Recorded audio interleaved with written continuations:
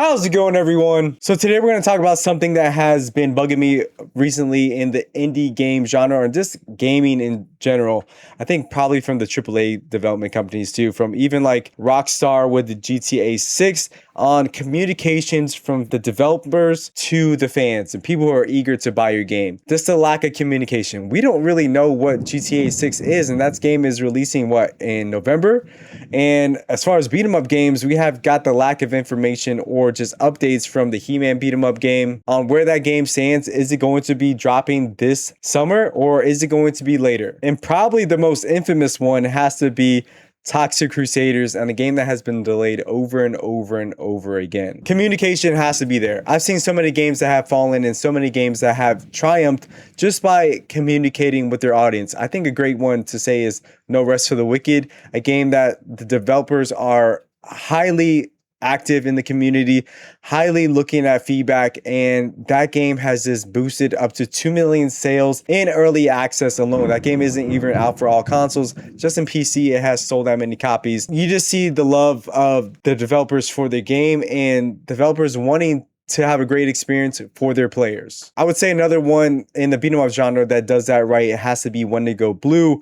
Wendigo Blue, they're either updating or keeping the audience informed about their game that's in early access right now on Steam, whether it's updates, whether it's hot fixes, whether it's the progress on how the game is going, they are letting people know. I think in the best interest for them, they want to keep people involved. They want to keep people hyped about this game onto their launch to the 1.0, and more companies should definitely do so. Also, another great development company that I think it does right is Tribute Games with the Marvel Cosmic Invasion, with Shredder's Revenge. Also with the Scott Pilgrim games, they have really communicated with their audience and kept their fans updated on the progress of things that they have been working on. Besides some prizes that they want to hold from us so that we could, see it for ourselves and we'll get all hyped about it when we finally get our hands on their game. I think Tribute follows that line perfectly, whether it's like keeping the fans excited and keeping them informed. Tribute definitely does that right. So it's hard to see these smaller indie companies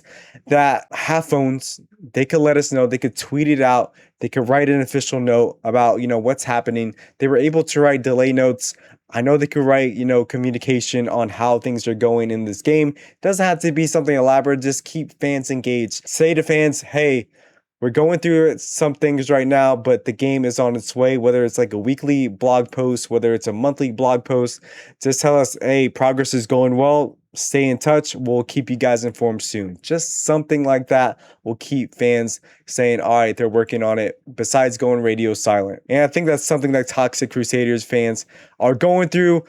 Besides the multiple delays and feeling like they've been lied to and dragged in the mud for a very long time, because communication has been there, but has it been correct? No. And it's put a bitter taste in a lot of people's mouths, because I know a lot of people were hyped about this game and will still pick it up, but a lot of people aren't going to pick it up because they just felt like they've been treated bad, because they were promised so many things and the promises never came through. And we could go back to GTA. I know that game is huge, and I know they could print money with that game, but without any new information about it since a year?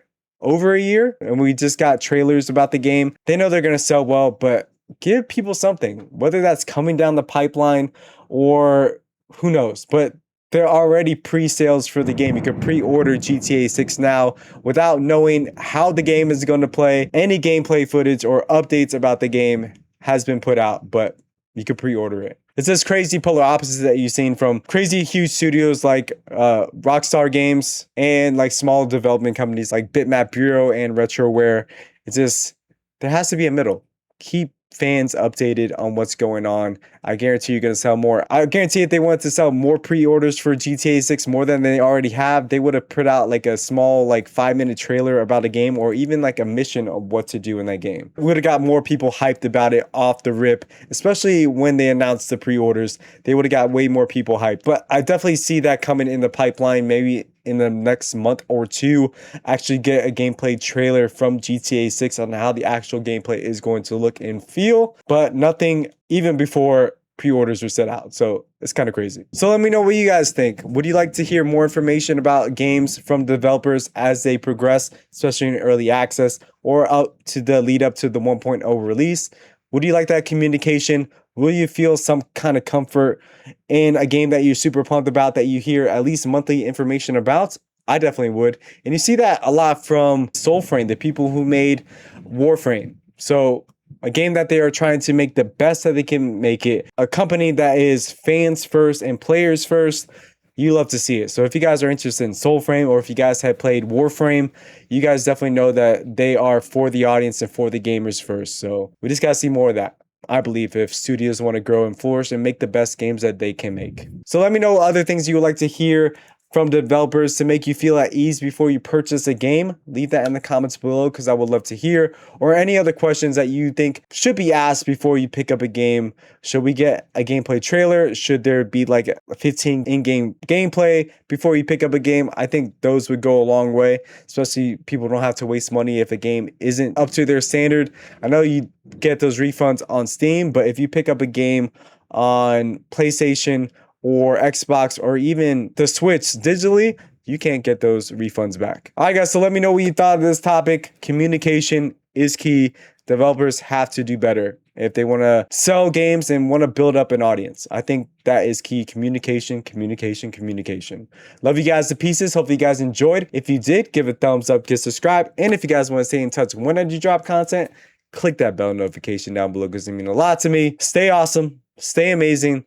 Let's see what happens with these upcoming beat 'em up games, or in games in general that haven't given us much. We'll see what happens over the next few months. Hopefully the developers get better and are able to communicate more on what their product is like before release. Love you guys. Until next time. Peace.